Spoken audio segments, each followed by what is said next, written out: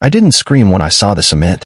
Barefoot in my robe, coffee cup trembling in my hand, I stood frozen, staring at the top of my McLaren's windshield poking out from a fresh, steaming slab of concrete.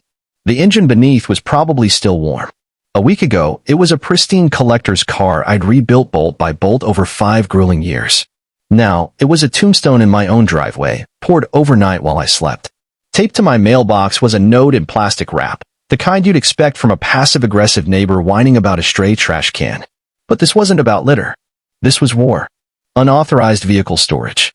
HOA enforcement action carried out with regret. It read. Regret? That was rich. I didn't need to check my cameras. I knew who was behind it.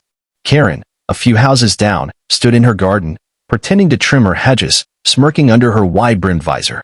The same Karen who'd once claimed my driveway renovations violated zoning laws because sports cars attract noise. The same Karen who'd lobbied to restrict garage door colors and fined me last month for leaving a wrench visible too long. Now, she'd escalated to sabotage. My heart pounded, but not with rage, something colder, sharper. I took a slow sip of my now lukewarm coffee and went inside. Past the living room, down to my basement office, I opened a filing cabinet no one in this neighborhood knew existed. Inside was a thick folder labeled Infrastructural Dominance Contingency Plans. I flipped it open, found the right blueprint, and made one call. Initiate Phase 1, I said. The voice on the other end chuckled. Finally.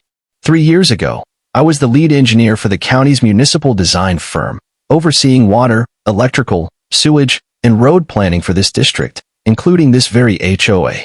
When I built my house here, I buried clauses in the fine print granting me future contractor access rights under specific utility conditions. Legal, airtight, and unused until now.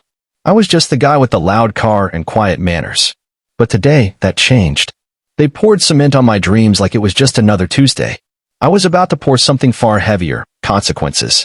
By noon, neighbors gathered around the cemented car. Ted from down the block gaped. Man, that's your ride.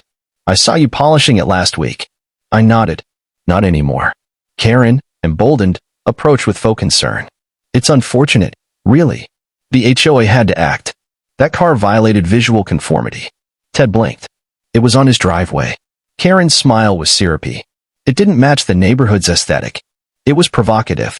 Someone muttered, provocative? It's a car, not a strip club. I let her talk, let the tension build. As she leaned in with her sugary venom, I snapped a photo of the car, the note, and the crowd. City inspectors will love this, I muttered. Karen's eyes narrowed. You called the city? I didn't answer. Instead, I addressed the group. You might want to park off the street tonight. Testing may affect road access starting tomorrow. Karen's brows pinched. What testing? I smiled. Drainage systems, load distribution, safety retrofits. That sort of thing. The next morning, construction vehicles rolled in. Orange cones, a backhoe, a flatbed with drilling equipment. The HOA board, minus Karen, demanded answers. I produced a thick legal document signed by the municipality authorizing me as a licensed civil contractor to inspect and alter infrastructure in emergency conditions. Karen argued the cement car wasn't an emergency. I listed 17 ways improperly poured concrete could damage subsurface drainage and cause erosion. She yelled. I pointed to the workers jackhammering the street in front of her house. By noon, the main entrance road was partially closed, traffic diverted through a maintenance trail past the garbage collection zone. UPS and FedEx rerouted. Residents grumbled. Someone's sprinkler system misfired. Water pressure dipped. Karen couldn't act. Her cement stunt was illegal property damage, and she'd publicly claimed responsibility. Her only defense was aesthetics, which no bylaw supported. I wasn't done. I designed this neighborhood's infrastructure. Every pipe, wire, and drainage angle. I knew how to make inconveniences feel like accidents. That evening, I stood by the barricaded road, sipping hot coffee. Karen peeked from her curtains, phone to her ear, likely calling lawyers. It didn't matter. She was fighting on ground I'd built. The next phase began quietly. At 6 a.m., crews unloaded traffic barricades and signs reading Municipal Utility Test Zone, authorized access only. Joggers paused, staring as machinery roared. I watched from my porch, calm as ever. Karen sent an email titled Cease Activity Immediately, accusing me of chaos. I forwarded it to the city with the HOA's cement memo, asking if it constituted sabotage. Their reply: proceed as planned. Notify us if they interfere. While one crew dug near Karen's house, another tested the water main under the clubhouse lawn, affecting homes of 2 board members who'd backed the cementing. Bill, one of them, stormed over, red-faced. This is harassment. I handed him a laminated permit and pointed to the city liaisons nearby. He sputtered, then sped off, tires spitting gravel. Residents whispered at the barricades. Carla, a neighbor, asked if the repairs were serious. Not yet, I said, but they will be if we don't fix what's beneath. She nodded. Did Karen really cement your car? I confirmed. Her face hardened. I voted for her last year. I didn't know she was vindictive. Karen broke silence at 2 p.m., marching out with a binder of regulations, waving it like a weapon. This is HOA governed. You're trespassing. The crew lead pointed to his permit and a drone recording for city records. Karen turned purple, shouting at me. This is an abuse of authority. I raised my coffee in a mock toast. So was pouring cement on my property. We'll balance out. That night, I rerouted delivery services. Amazon packages went to a pickup point 3 miles away. Food delivery apps marked the neighborhood inaccessible. I'd written the emergency rerouting subroutine years ago, legal and infuriating. By morning, the HOA message board overflowed with complaints. Karen deleted posts, but screenshots spread. One read, Karen called the car an eyesore. Now I can't get my groceries.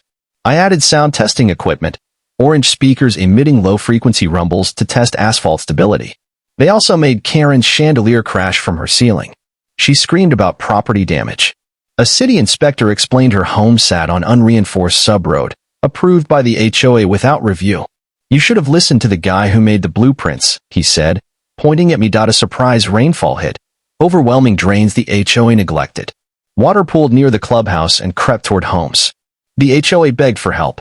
I waited 32 minutes before replying, testing TeamAware. Direct concerns to municipal channels. The city's response: drainage reanalysis underway. Expect delays. I'd warned years ago about substandard fill and skipped retaining systems. They called me paranoid. Now their driveways flooded. By week's end, Karen tried a desperate move, a private contractor to repave over my work zone. Ground sensors alerted me in the city. Code enforcement arrived, finding the contractor and halting the work. Karen shrieked about restoring order, but records showed my permits were valid. She was out of moves. She called an emergency HOA meeting, printing flyers to rally support. I sat in the back as she ranted about my manipulation.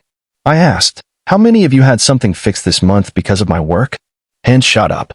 Someone shouted, at least he does something. Karen froze, speechless. A local journalist covered the infrastructure war. Karen played the victim, claiming I'd silenced her.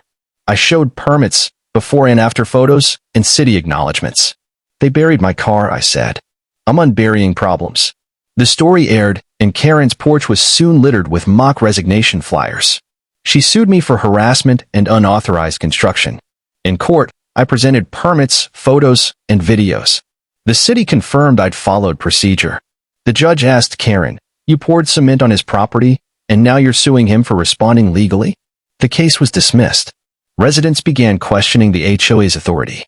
2 board members resigned. A petition circulated to dissolve the leadership. I didn't start it, but didn't stop it. I requested a zoning change to make the road by Karen's house a permanent testing zone. Noise, cones, and rerouting, all legal. When the sign went up, Karen had a public meltdown, screaming at cars. It was filmed and titled online, HOA Queen Loses Her Throne. The HOA vote was a landslide against Karen. The new board revoked unilateral enforcement powers and created a restoration fund. My McLaren was unsalvageable, but I'd acquired a replica.